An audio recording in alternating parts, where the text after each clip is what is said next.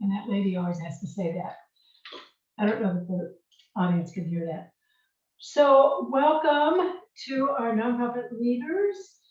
Please add a comment below to let us know if you are here. I'm Nancy Manning, founder of Power Your Mission and Austin Nonprofit Meetup. Our guest today will be sharing a slide deck, so don't forget to click your screen to expand it so that you can see. And today, our guest is Michelle Molina, returning by popular demand. She joined us last August for a meetup as a presenter. So welcome, Michelle. Thanks for having me. I'm very excited to be here. I'm excited to hear what you have to say. And before we begin your slide deck, can you tell us a little bit about your company, Connecting Evidence?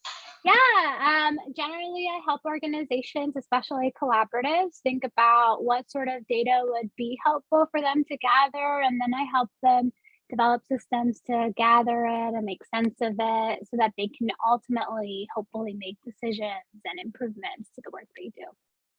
All right, sounds good. It sounds like most nonprofits need you.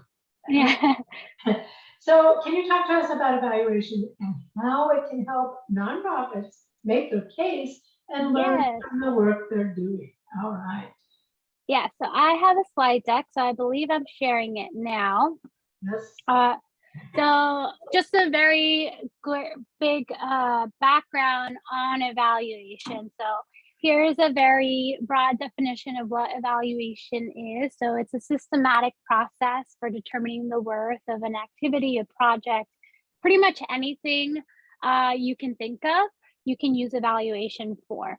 And ultimately, this might mean a lot of things to different people, but ultimately, I think data and evaluation are here for to serve a means to an end, and that end is your mission. So we want to make sure that whatever data you're collecting or whatever evaluations you have going on, that they're going to ultimately help you support your organization's mission, and that's what's going to make it more useful. So in order to do this, we really have to think of evaluation and data as learning tools. So tools that will help you explore what's working. So understand which of your activities or what parts of your work are going really well, and perhaps why they might be going really well. And for the areas where you're not meeting the outcomes you're hoping for, um, maybe a little bit more of an exploration on why that might be. So good data help you explore what's working.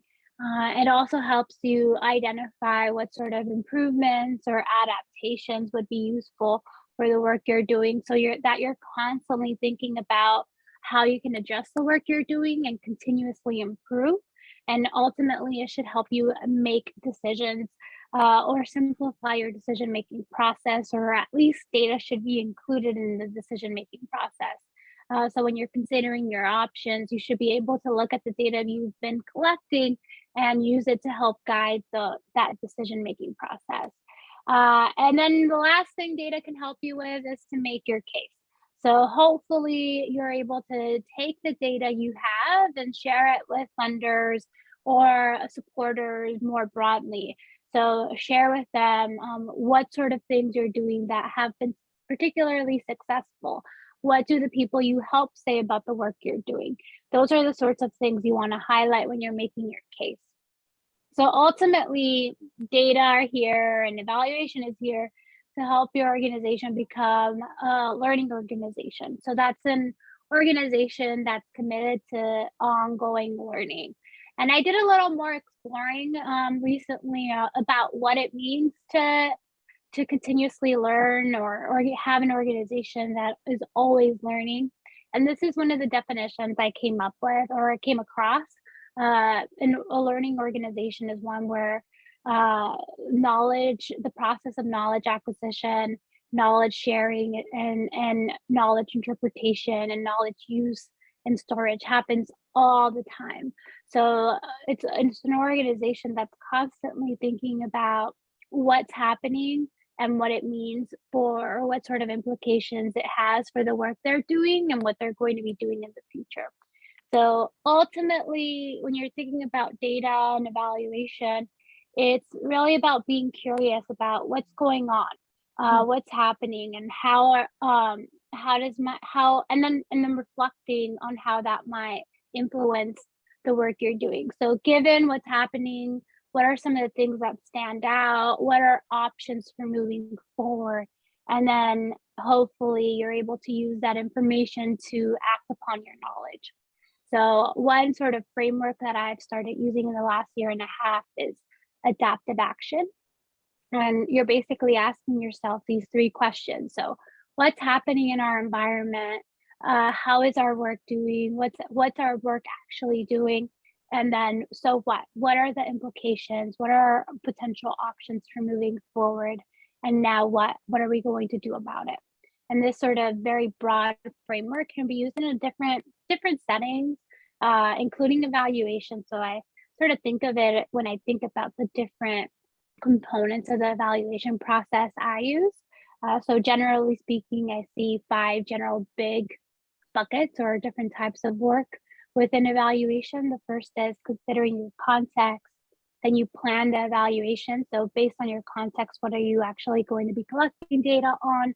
Then you collect the data, analyze it, make sense of it, and hopefully the most important thing is to actually use that information to do some sort of action. So you're basically first asking yourself what factors influence our work. What are we going to explore? What would be useful for us to explore?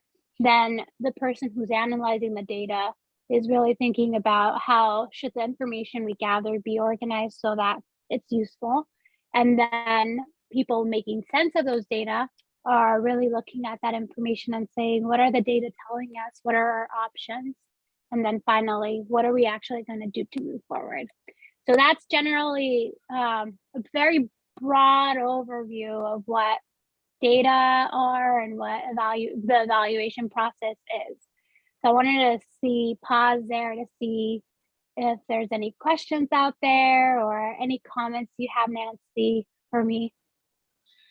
I don't see any questions at this point, although I could ask you one. Yeah.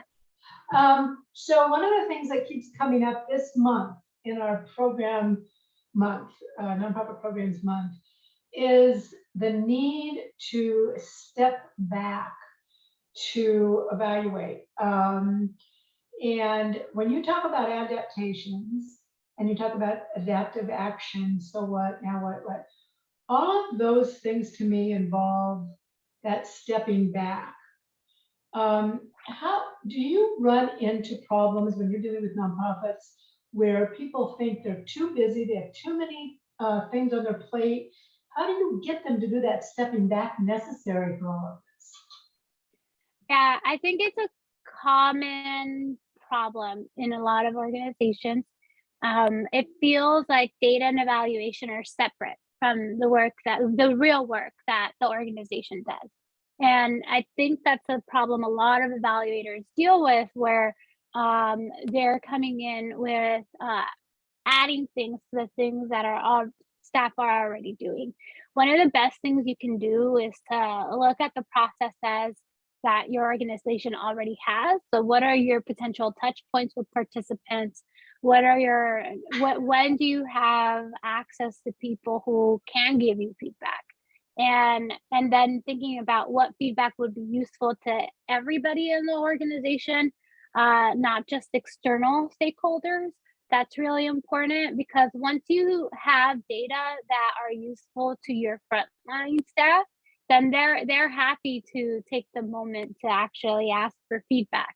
I think the biggest challenge is when there's a disconnect with the data that are being collected and the data that are going to be used or what's useful in the daily use for staff.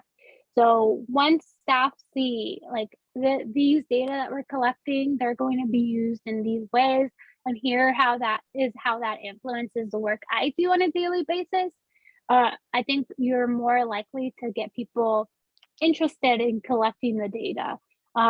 When you just collect data for external audiences, or because you think a funder out there wants something, that's when you see like a harder people having a harder time collecting the information. And I see this a lot of times with a lot of youth groups. A lot of times the kids have said to people I work with, like, why are we collecting this information? What's the point? Well, just tell me what you want me to say. And you can imagine that's not really going to get you the most useful information if kids are just saying, like, just tell me what to write and I'll write it.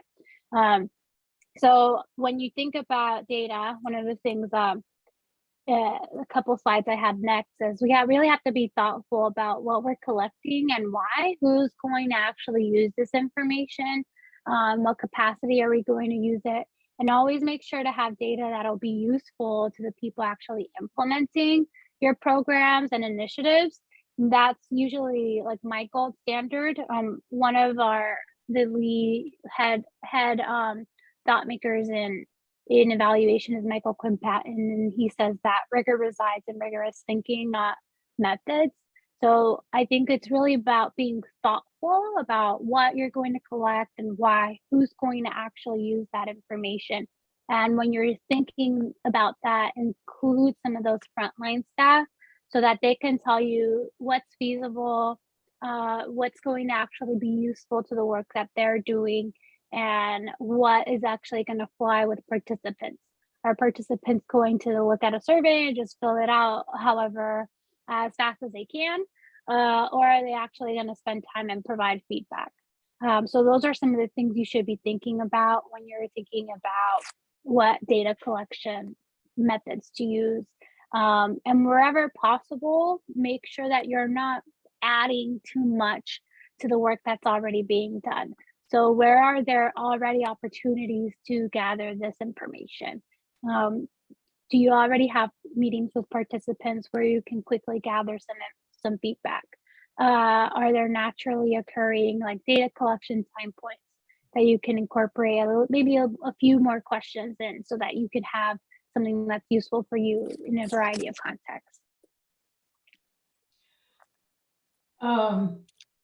Well, you just said a lot of stuff that I would want to continue on. We've got about Yeah. 2 minutes left, but I wanted to talk about getting feedback from participants. I think a lot of people gather numbers, like how many kids went through this theater program that we have? How many kids went? They're doing outputs, not outcomes. Mhm. They're not talking to the participants. Do you find that frequently happens? Yes, that happens a lot.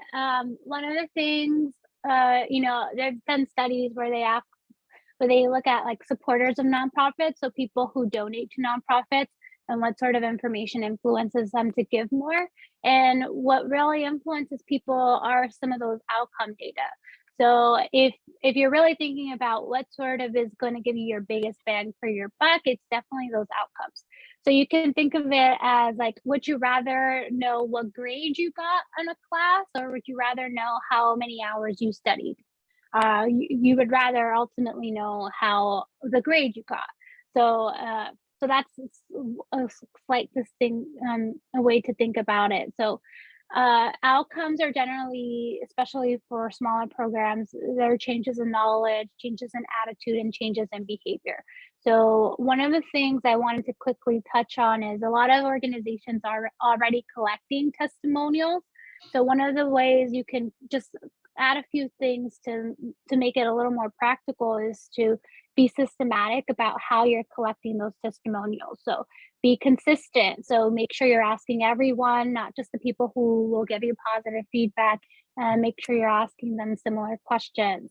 Also, another thing you can do is think about collecting information from different perspectives. So maybe you don't all just ask the youth, you might ask their parents for feedback, and then try to avoid biases. So don't ask leading questions. Don't ask people things they'll feel uncomfortable answering.